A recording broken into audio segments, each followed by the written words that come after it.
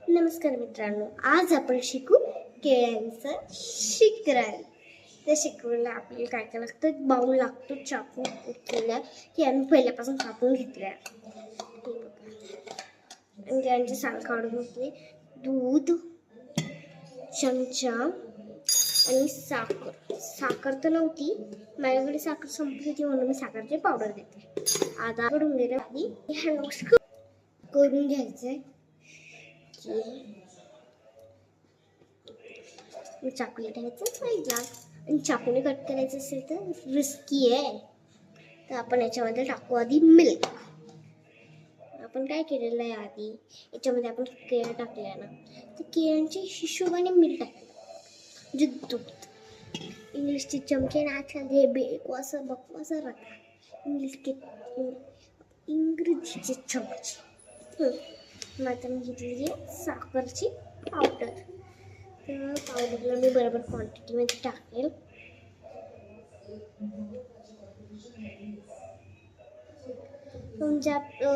अगर तुम्ही साखरची पावडर टाकणार तर तुम्हाला विरघळायचा वेट नाही करायला लागेल. तुम्ही साखरची पावडर नाही टाकणार तर तुम्हाला विरघळायचा वेट करायला लागेल. साखरची powder is a very best. जास्त गोड नाही करायचंय. शिकरण is a very best. I love it.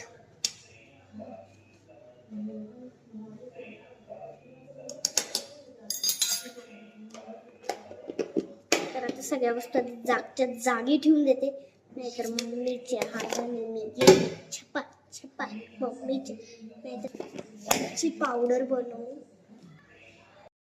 साखरची powder मी ठेवून दिली आहे. आता दूधला आपण थोडंसं टाकून देऊ. आपण थोडंसंच. तर मी पप्पांना सांगितलं की मला फ्रूट चाट खायचं, तर फ्रूट्स चाट बनवायसाठी इतके फ्रूट तर नव्हते, तर म्हणून मी सांगितलं मी केळ्यांचं शिकरणच बनवते आणि ते मला येतं. चाट आपण टेस्ट करून बघू.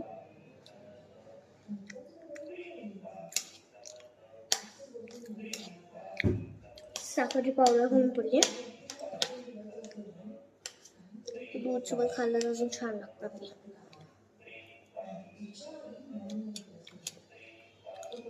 पावडर कमी आपण पावडर टाकू शकतो. पावडर आपण याच्यामध्ये टाकू. ते मी स्टूल घेतला होता म्हणून थोडी मोठी दिसत होती. स्टूल साखरची पावडर वरती राहते ना, मी हाईट माझी आपण बघू शकतो.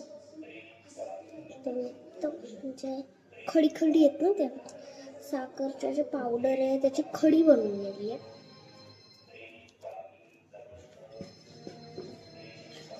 साखरची पावडर मी ठेवून देते. माझं हँडवॉश झालंय. आता याला मिक्स करू आपण. आता मग टेस्ट करू आपण आता. ओके,